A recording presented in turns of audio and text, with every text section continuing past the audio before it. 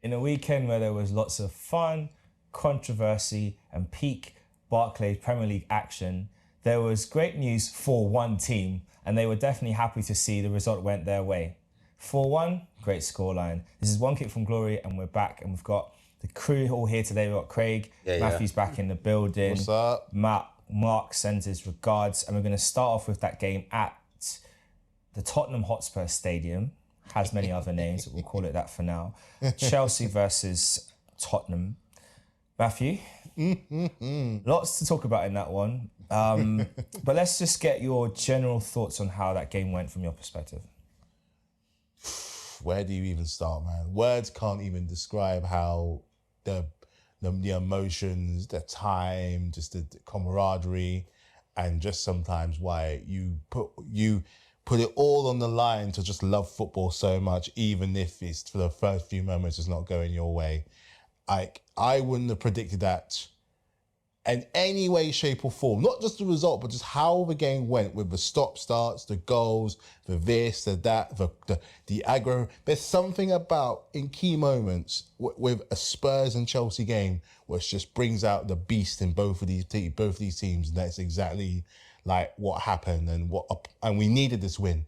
We absolutely needed this win after disappointment at Brentford, not getting the results against you guys. This was the one that we really needed, but boy, did we make an absolute journey of it. Like, it's almost as if from the first goal and the first few tackles, there was something just like, we just grabbed the horn a little bit and just like, no, this means something. Let's start playing. Let's start getting in their faces. And granted, we got the ball in the net a couple times, it was offside, but you saw the shift in the attitude. And even when they started hacking at our players, we stood firm.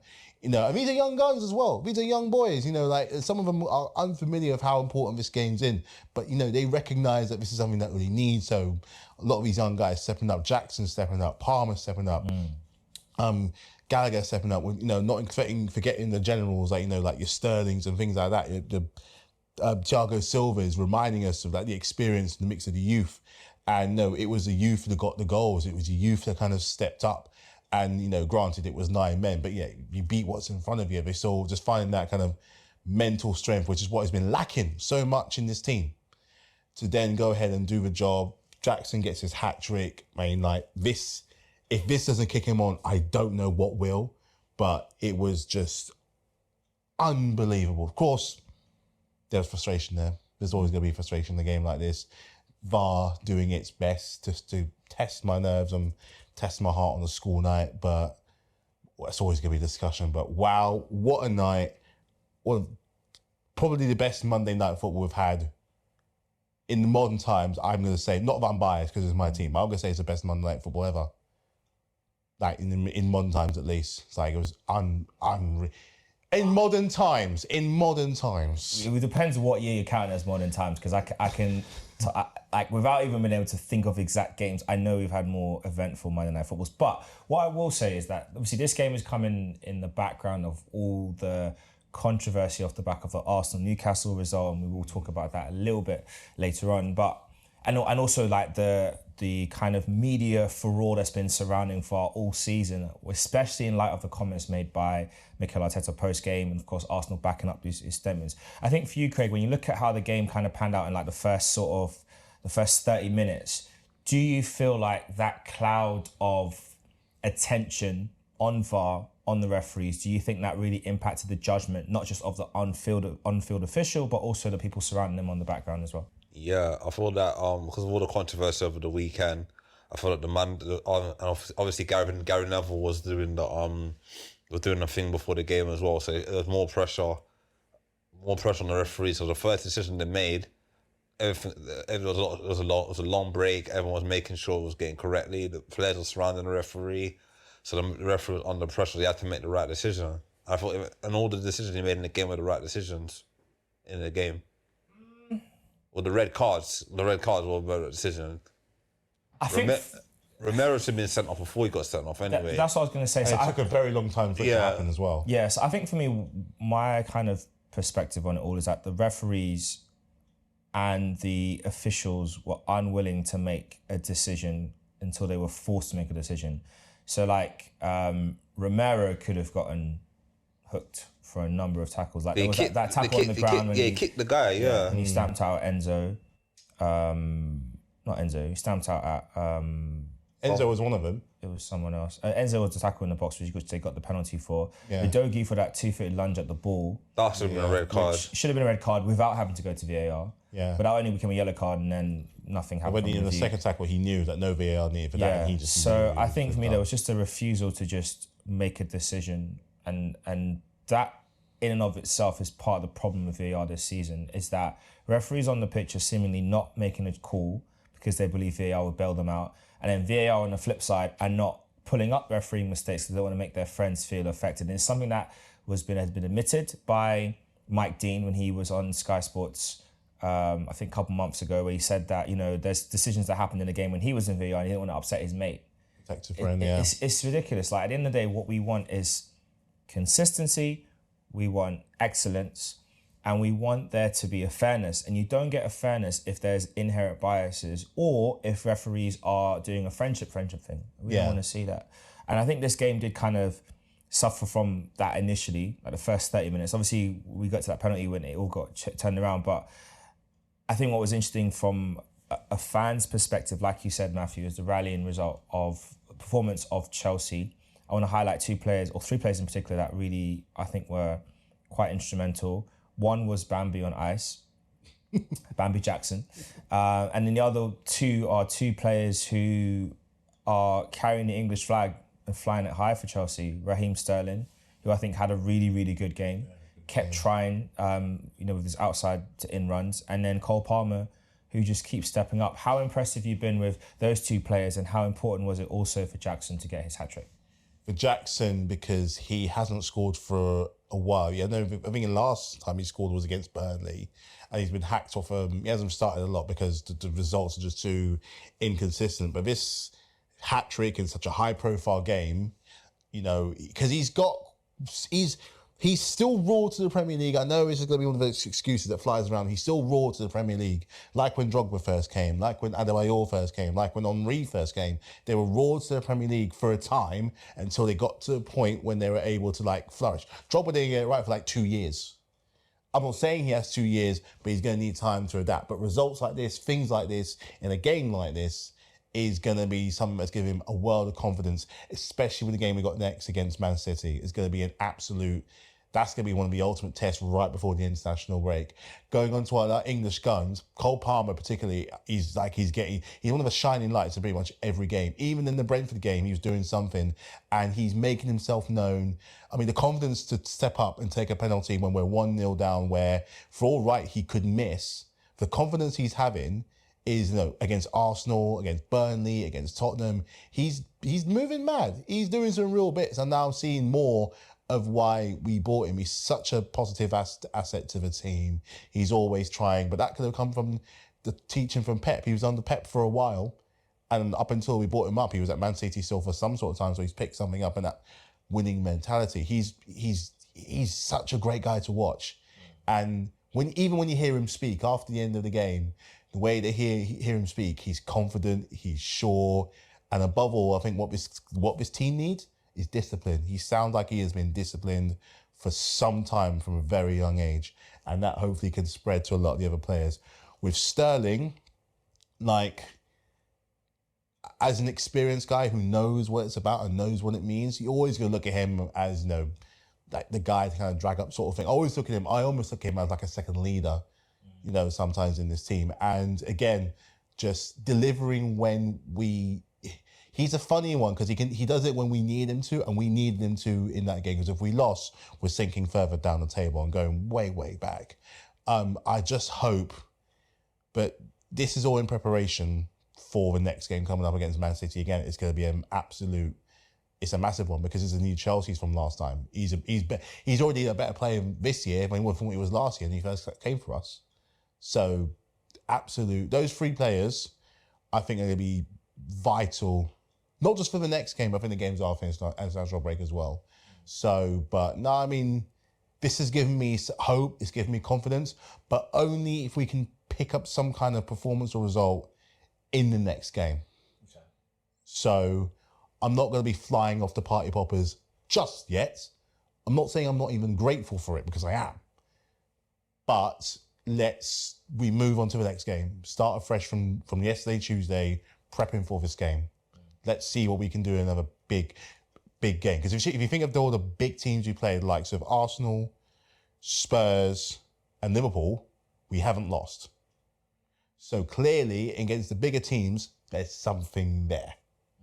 So let's see how we can do against the best of the best. That is the challenge, and that is the opportunity. I think one thing I will say, and I'll ask first to you as well, Craig, is obviously looking at the game itself, you ended up winning 4-1.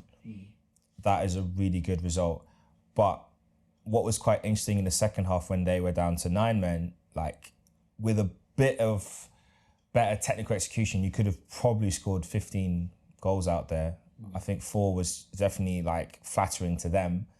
And a bit of a sign of the immaturity in your team. Do you think, Craig, that Chelsea need to look at the technical level of their squad and improve it? Because I think a lot of times, if you look at that high line that Tottenham were playing, and we're going to talk about that in a second as well, absolute naivety and arrogance of them, but it looked like it was there for the killing, and they didn't quite do enough. Like, they got 4 goals, but they could have got 10, 15 with how badly Tottenham were defending. What do you think about that? I agree. If they played like a Man City with 9 men, or a Liverpool with 9 men, or even a Brentford with 9 men, they would have got back. They would have scored more goals. I think Chelsea is still their young team, their inexperience up front. If they had like maybe even Nkunku's up front, maybe he would have bagged more than the 4 you guys got, or even a Giroud, or even anybody else up front. They would have bagged goals for fun. So I thought that, yeah. It felt like a missed opportunity. Like, there was definitely a lot more goals out there. And we'll talk about Mr. Honest Man. And I'm honest, I respect the referee's decision, but weren't you the same guy that ran down the touchline and got booked during the game for not respecting the referee's decision? Bro, stop being a hypocrite, innit? Like, we know it. You want to be the media darling, and everyone's talking about how you're different to Arteta. But at the end of the day, he didn't get booked against Newcastle. You did. That is all I have to say about that. But do you think, I'll first you first, Craig, and then you, Matthew, do you think that Tottenham's stubbornness in their tactical approach will be something that will bite them on the bum later on down the season? Because he refused to change how they played. They played a high line with Eric Dyer. Eric Dyer, who has been outrun by Olivier Giroud in his career, says all you need to know about that guy, but they kept a high line. Do you think that was just naivety, which will become a problem? It's arrogance. They were arrogant. They thought, we'll hit them on a counter-attack. And bearing in mind, that was 1-1 at the time. They kept that. They were arrogant. Honestly, they thought they were going to hit them on the counter-attack. If they were playing against a better team, no disrespect to Chelsea, if they were playing against a better team with a better quality of players, they would have got destroyed. Imagine you running against Eric Dyer, or you running against Emerson Royale, or Pedro Porro, or whoever was at left back. It would have been a field day. But one thing I have to say though, their goalkeeper saved some. Their goalkeeper, to give him credit, he was their man of the match. The goalkeeper, he made some top class saves. He was a sweeper keeper. Every time the ball went inside, he was coming out of his goal, coming out of his line, sweeping the ball. But he knew, man. He knew he was their best player. He was their best player. He made some good saves. He's a good replacement for Lloris anyway. So. But on this side, I thought that they were very arrogant and they're very they could have got battered even more. I thought that if that happens to them again, and they go on to 9 men again in a game this season, and if there's a much more better goal scoring team, they'll get destroyed. Pretty much indeed. We're going to move over from the white and blues to the white and reds. Liverpool, Luton Town, 1-1 draw, Kenilworth Road. Very, very unlucky for Luton. In fact, what I found quite interesting is a Burnley fan said, he's quite a known YouTuber, he was saying that even though he was happy for the draw, because of how Luton performed, he feels like Burnley might not stay up, because he saw a lot more fight in Luton than he would see in Burnley, which it's, considering how well Burnley performed last season compared to Luton, to come up, that's quite astounding. But fair play to Liverpool to get that draw. I guess for you, Matthew, how important is it for Luton to have that confidence of knowing that they held Liverpool, went ahead in the 80th minute, and it's only the 90th plus 5 minute, 95th minute when Luis Diaz got the equaliser. Obviously, we'll touch on Diaz in a bit, but how important do you think it is for Luton Town to have done that well to battle and get ahead? That is no mean feat. It's no mean feat. I mean, and I think even after the result they got, they can walk away with their heads held high. They put in work for that point, and they deserve the 3 points. But I think we said before, I think I've said this weeks in the past, their home form is going to be so vital. Absolutely vital. And if they can do that against Liverpool, you probably think they're going to do that against literally anyone. Granted, I think they already had some home games where they lost, but particularly for games like Liverpool's, your Arsenal's, your City's, Chelsea, Spurs, United, they're the ones they're going to want to pick up something and they're going to turn up big time for that, because they're the ones almost like they're expecting to lose, but it's like, we can get something from Can you imagine in say 6 or 7 games to pick up either a win or a loss in every other game? Sorry, a win or a draw in every other game. That's more than 10 points. That's more than 10 points. So they're going to be absolutely vital. They're going to make it uncomfortable. It was a November night, early dark, cold, not like the glamour of Anfield. It's a small, intimate stadium where you hear everything, you feel everything, you smell everything. And these fans, for all 9,000-10,000 of them, you're going to hear every single word.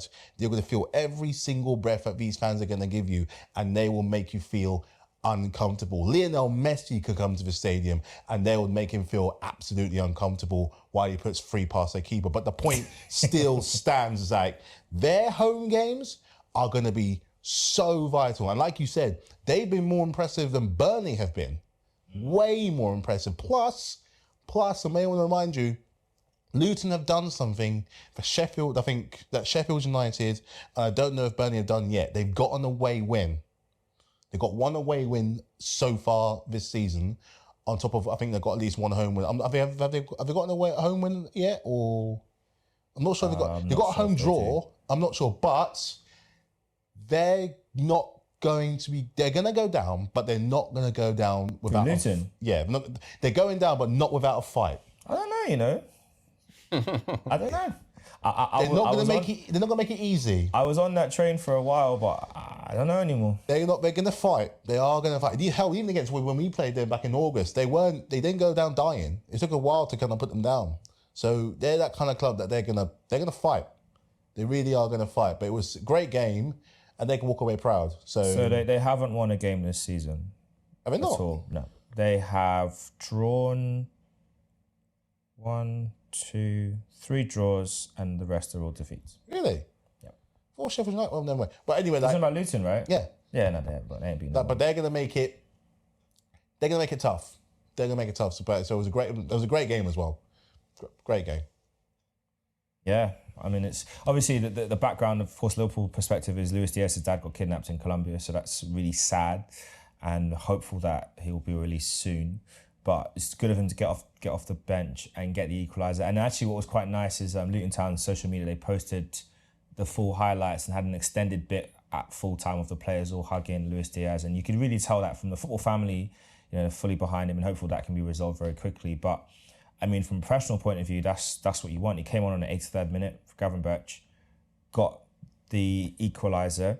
Liverpool are looking quite good in the table. They're on 24 points, 3 behind the leaders Man City, 2 behind Tiny Tots, level with us, level on goal difference too, but probably scored more goals than us, so that's why they're ahead. So they look quite good.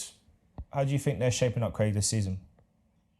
Looking all right, but I still think they're lacking a centre mid and a clinical striker, because Nunes, that miss on Sunday was terrible. It was shocking. Salah played the ball across it. All they had to do was just side-foot it over the bar. There's a couple of times this season he's missed an open goal. He missed an open goal in the Europa League game. Did all the good work, got to the goal line, hit the... The funny thing with him is it's... And they are in no means similar strikers, but I do remember with Adebayor in his first year, or his first 2 years actually for us, because he started in the 04-05, last season at Highbury. 05-06. Yeah. Yeah, I remember. And then 06-07, it was still very inconsistent. 07, 08, it all can click together. And I think with Nunes, when you look at him, because he's doing everything else right, bar the finish, when he gets one in, he'll probably go on a run of like 6 games and score every match. That's just what I see happening. But it's just right now, it's just that inconsistent part. He has been in good form. He's been doing well this season. He came off the bench against Newcastle, scored 2 goals to win the game when it was down to 10 men. He scored in the Europa League. He's got a cracking goal in the League Cup last week as well against Bournemouth. So he's got all the ingredients to be a top striker, elite striker. So we'll see what he can do. But Liverpool are looking all right. I feel they lost some key players in the summer. They lost their captain. They lost Fabinho. They lost Keita left. Well, I'd say this. I think Fabinho fell off a cliff anyway from last season, so there's not a loss there. As for Henderson, well, less said the better. Milner left. He was a good engine. So in terms of experience, they've lost a lot. But I feel like they've got a young... Gravenberch looks like he's going to be a top player for them. Yeah. They're missing a DM. That's what I'm saying. They need another DM. That's it.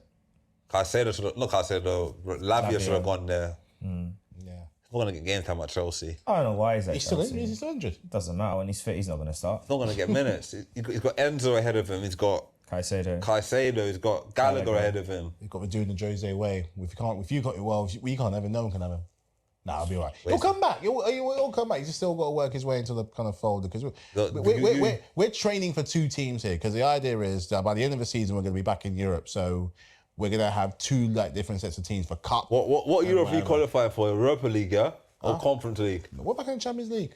We'll see about that. We're in better shape. Champions League. You are 9 points behind the Champions League places. I ain't worried. Okay, we'll see. 3 wins. But it requires everyone in the Champions League place to have 3 losses. Like I said, I ain't worried. All right. I'm not worried. I think Europa is calling you. I'm cool, man. I'm not sure which one, but Europa is calling. Hey, listen, we've won the Champions League. We've won the Europa League. Let's do the conference. Let's complete the set. Be the first club to do it. Complete the set. Why? With a young squad. So why not, man? Why not? We'll see. We'll see what happens. Listen, if there's a trophy out there, I want it. Well, definitely we'll see. But I don't know. It's a long way to go. I think, like we said, Liverpool are in a good shape. I think it's definitely shaping up nice for them. And I think with Nunes, it's not a thing that the fans should be worried about because he's doing all the good stuff. It's just the finishing's not quite there. But he's getting better from what he was last year. Yeah. Last year he was raw. That's the thing. He's getting better. You can see that. Yeah.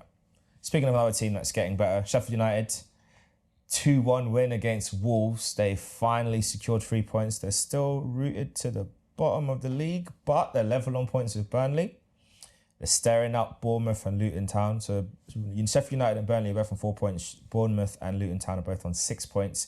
Everton are on 11 points, which looks good right now. But as you know, we were saying before we start recording, that looming points deduction for financial fair play irregularities might drag Everton into a very, very precarious situation. So they need to start getting wins and fast because they are not, if they're going to end up like Derby when Rooney was in charge, when they had that, was it 12-point or 15-point docked? It's 50, tough. Yeah. And he almost pulled it off. But, just wasn't to be. But Sheffield United, late win, another late penalty for them. Ollie Norwood getting the winner. How important will that be for them this season and their prospects? Well, it was a home.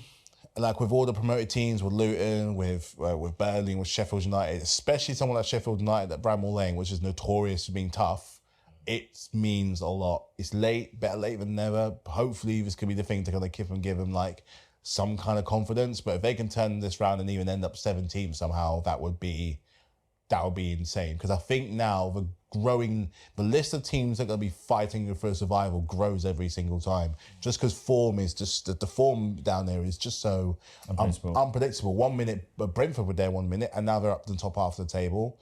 West Ham were fighting way up near the top 4. They're now down 11th.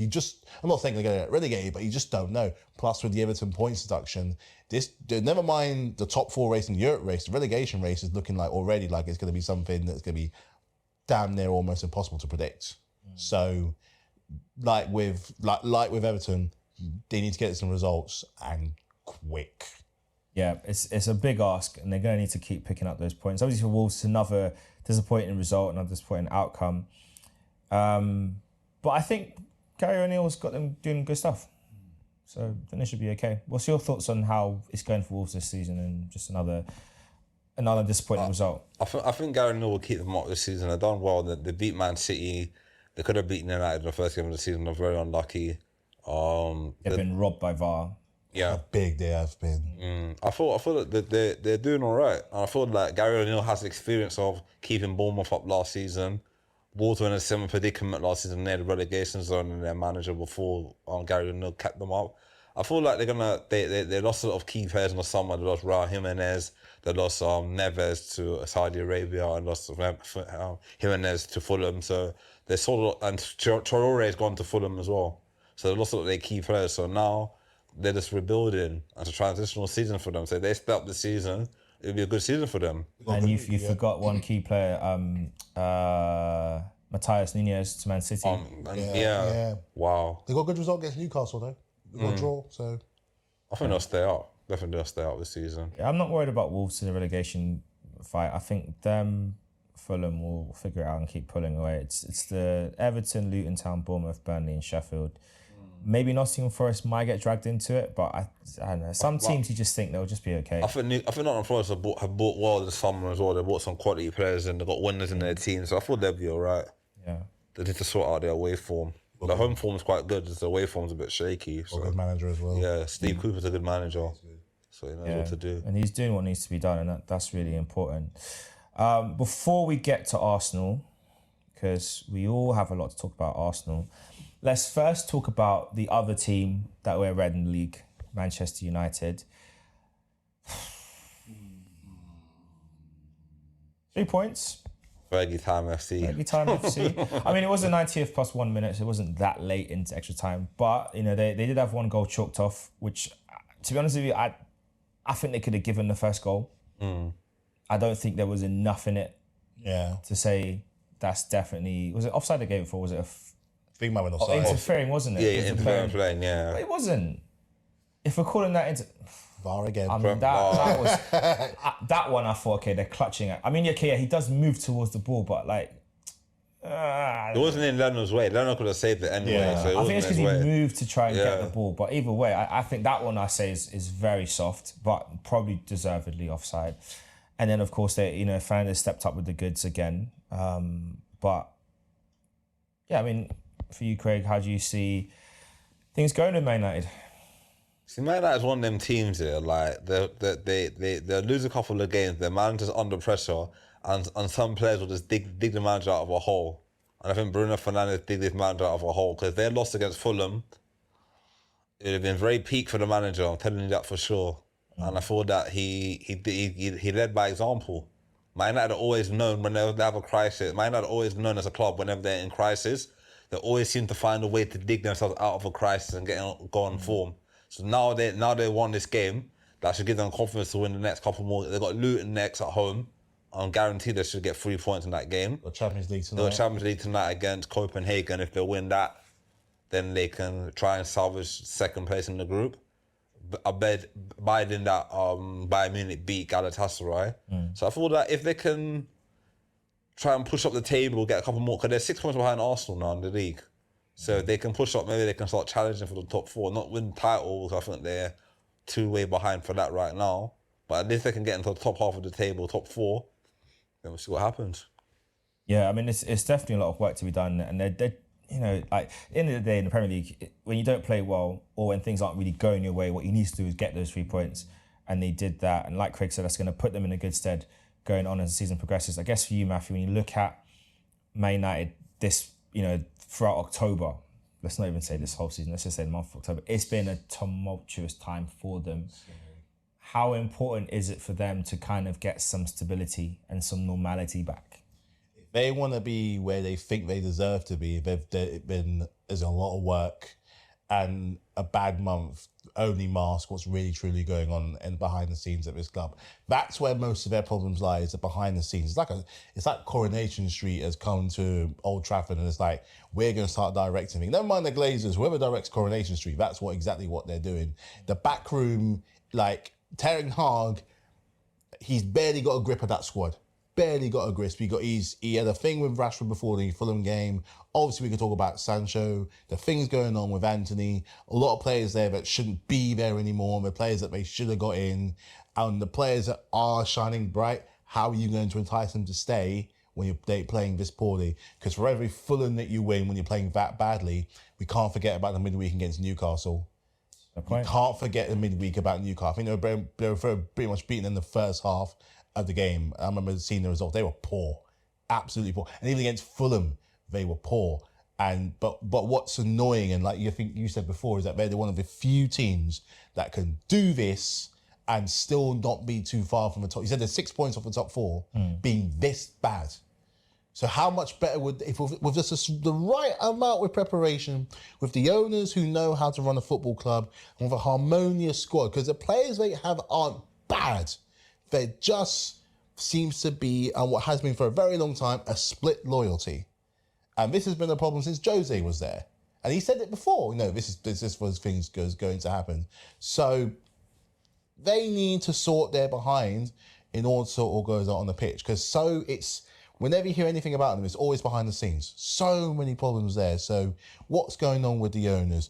What does Ten Hag want from this squad? What's going on with Sancho? Tie off all those loose ends, and then maybe you might start seeing way more of an improvement. What's happening with Maguire? What's happening with Hodgland? Why is Casemiro disciplinary so poor? Why is Martial still there? Why is Varane not getting minutes? Why is Varane not getting minutes? Anthony, Anthony saga. What's the deal? McTominay, how is he? Why is McTominay not playing that much more? He's probably the most Man United player in that squad.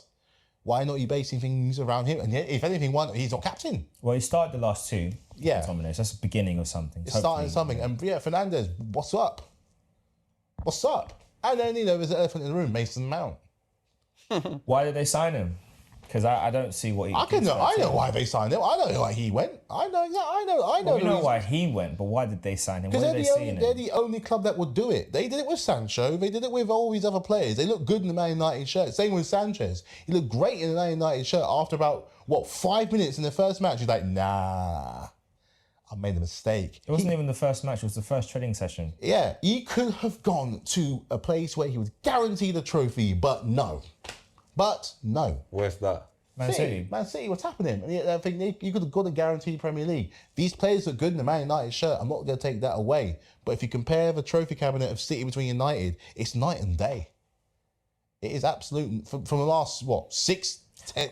I'm glad you added that caveat in because they ain't close to Man United overall. But in the last 10 years. In the last 10 years, yeah. Man City have won all the trophies in the last 10 years. All right. Yeah. Yes, in the recent times. In recent times, yeah. Very recent. Very recent but times. It don't change history. Yeah, it doesn't change history, and that's, I think, what they want to get back to. What's it said, like in the Bible, it said before Christ, after Fergie. After Fergie. But I'll say this, I think ultimately we know with when you think about football teams that transcend football and are global brands, or the teams that define football, you will always have Real Madrid, Manchester United, Milan, AC Milan, Bayern Munich, Liverpool, possibly Liverpool, but it depends.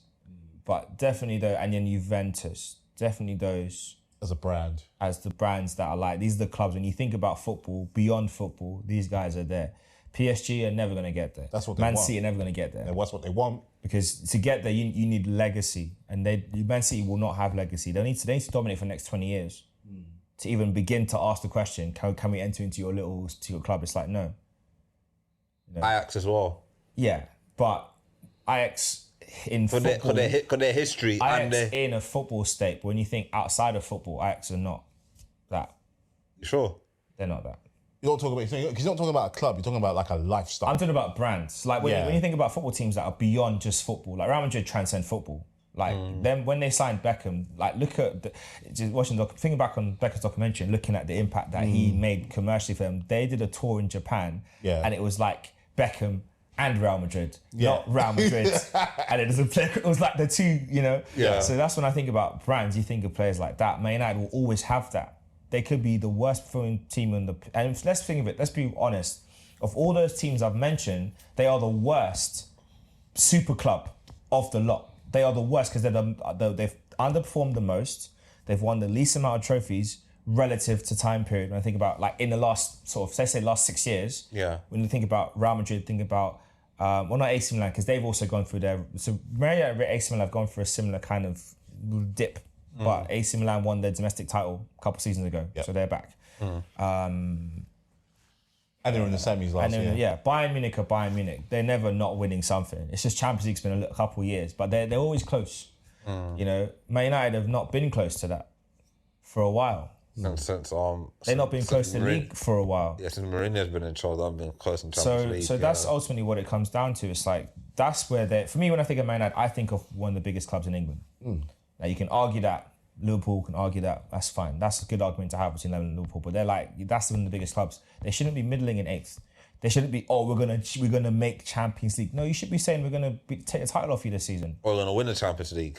Or yeah, you should be saying we're coming for the Champions League and the Premier League. That should be your conversation. Not we're gonna make top 4. What's the top 4?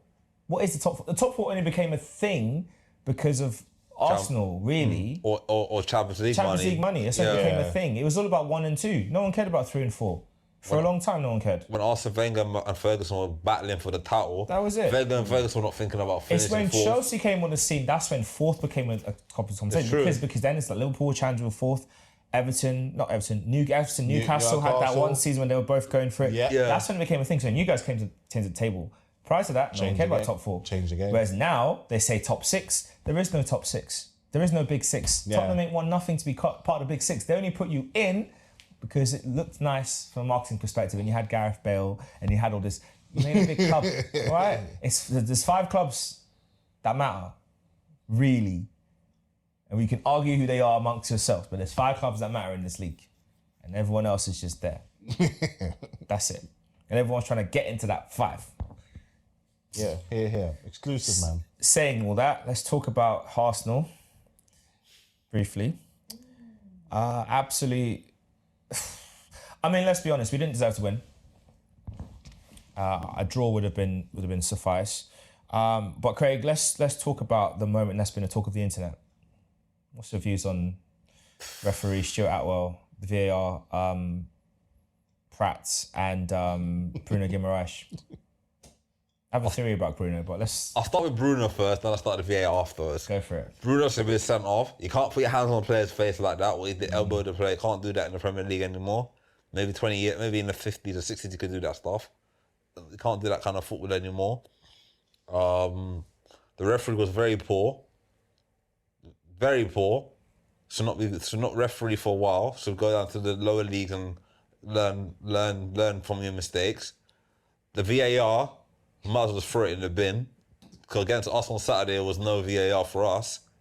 You can clearly see that Gabriel was being pushed in the back. I'm not going to talk about the ball going off the line and all that because, don't worry about that. Should have been a foul there. David Raya, what were you doing, mate? He's always off his line.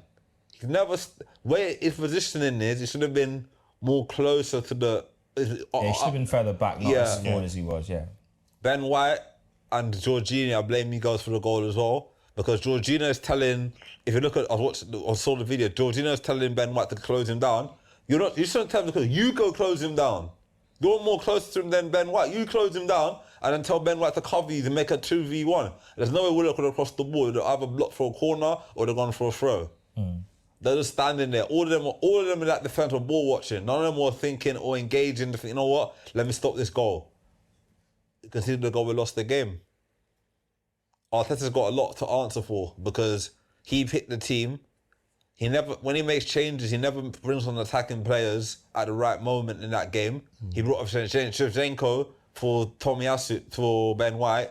If you're going for a game, why do you bring on a Nelson who's an attacking midfielder to try and win the game? Or bring on Trossard earlier? Switch it up a bit. Nketiah is not good away from home. He doesn't score goals. He's hardly scored away for goal for Arsenal for a long time. Why are you starting him against Newcastle? If it's not working, you could have played Martinelli through the middle or you could play Trossard through the middle. Try something different. Because it's not working. Bring Nketiah on as an impact. So I know he scored a hat-trick last week, but he had a stinker against West Ham, had a stinker against Newcastle, and it's like, what we're going to... I think we regret that we never bought another striker in the summer, or we sold Balogun. In a way, we should have kept Balogun because now it's showing that we need another striker.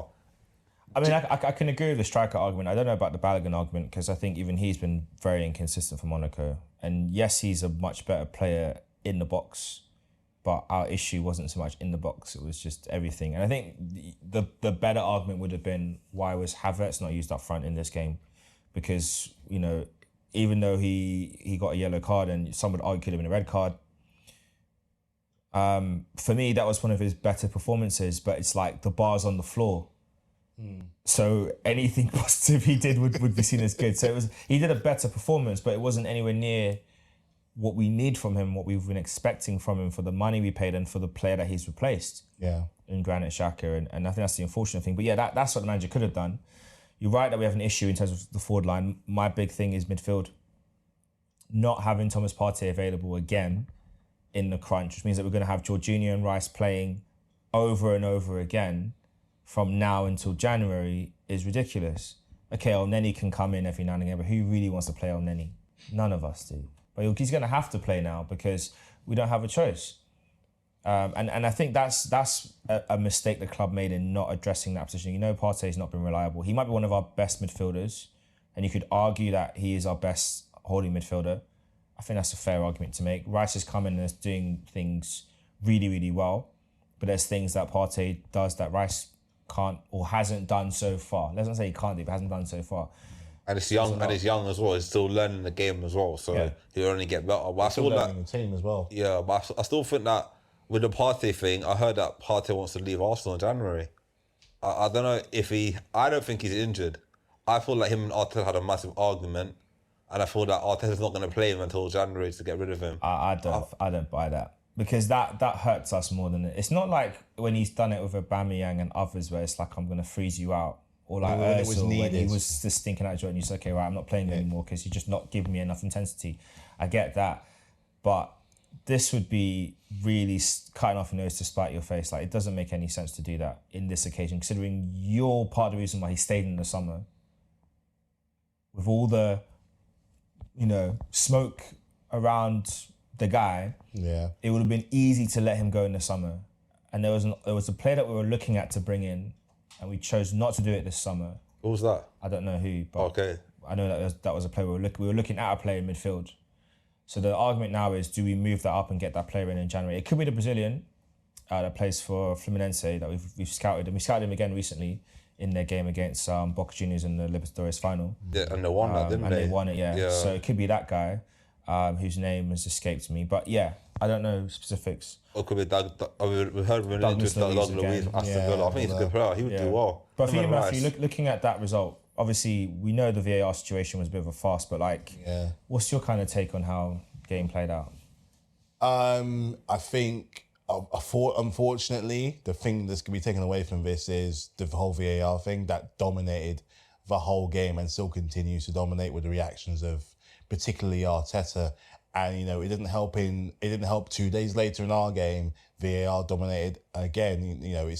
It's just making the league look a bit silly after all this. It really does we pride ourselves on being the best and this and that around the world, but we can't get our VAR right. So fortunately, that's always going to be the dominating factor. What it means for you guys is, I think that you're new. I think people are starting to question your ways. That if anything, they're questioning you more now than they were last year, this time of the season. I think this time last year you were a bit further ahead, where you were just going blowing teams away. But with this more methodical approach, it's almost like they're questioning, and despite the progress you have made, because you have made progress in being harder to beat,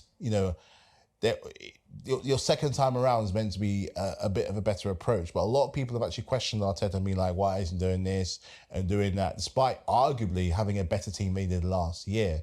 So, and because you're judged on going towards the title, every time you lose, they're going to pick on, for something. But we can also just talk it down to a poor performance. And also the fact that, has he got a squad that's a bit harder to manage? Not in the case of ego, I'm talking in a place of performance, because you've had Raya in for a while, and you can see that this was one of his more forgettable performances. The thing that he did off the line against Newcastle was what caught him against Mudryk at Chelsea. He was in the wrong place and it went over his head. If he's on his right line, as a goalkeeper, you're getting that, at the right place. His positioning was all off.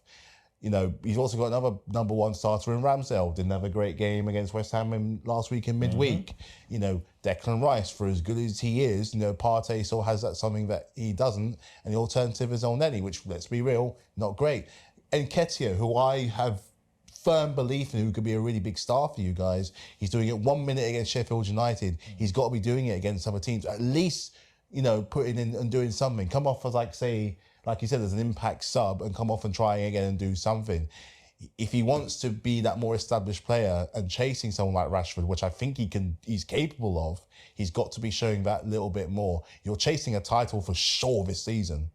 You're one of the 2, maybe 3 teams going after a title. So something more, has got to be done. Then there's the whole striker argument. You're going after Tony or someone else. Is that going to be the final piece of the puzzle that makes you the more complete from last year and is going on a tear in this league?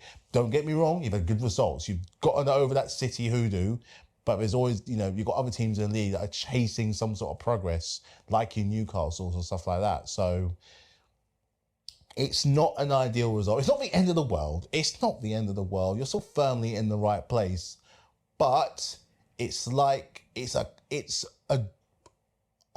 fly in the ointment. It is a fly in the ointment, and what you don't want is for more flies to be dropping in that ointment to make you start worrying, too much. But I think we're going to be looking at Arteta a little bit more, put him in a little bit more scrutiny in his decision making, his subs, and just the players he has. Is that how is he going to manage their performances and who he starts and all those different things? It's your next game is what, Burnley? So it shouldn't come up. When's your next real key fixture? Well, we've got Seville tonight and then Burnley next. This could be the one tonight because this one I think defines whether you qualify or not. So. And then we've got European the international break, so we can all rest up there. Yeah. But I think what's also interesting as well, this just in line with the VAR controversy and stuff, the League Managers Association, that's what basically comprises all the teams, the managers. They have spoken to Premier League. The LMA have revealed that Premier League bosses are demanding changes to VAR after Mikel Arteta and Arsenal spoke out. We are spearheads in this world about the poor and inconsistent standards, and they are calling for 2 key things. The first one is that a VAR specialist should be considered a member of the close team of officials that become one unit for every game they are officiating together. So basically, if you're going to have VAR, there's a specialist to oversee the whole thing, not some Muppets in there.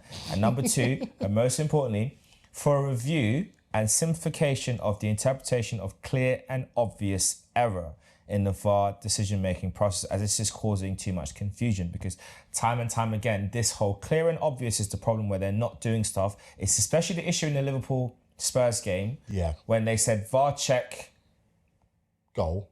Or VAR check complete, because he thought he gave it as a goal and he didn't. Yeah. Ridiculous. So I think that is good, they're clearing it up. Obviously, this push in the back of Gabriel, I'm sorry, if the guy's 2 hands are not there, he heads it away, fine, no issue. There's been a few handballs that have been given. It's just is that really a clear, obvious error? The ball's really close to the guy, his hand get out of the way. There's been so many weird penalty decisions. There's even one that you guys weren't given, which was called for a dive in a game you played earlier in the season, which should have been given as a penalty for you. I remember that game really well, but I can't place who you were playing against. I remember it, but I can't remember who we were playing against. But the player got caught because he went down easily, they didn't give it. So I'm just hopeful that these changes come into place and help make things a lot better. You could talk about these things going on from years previous.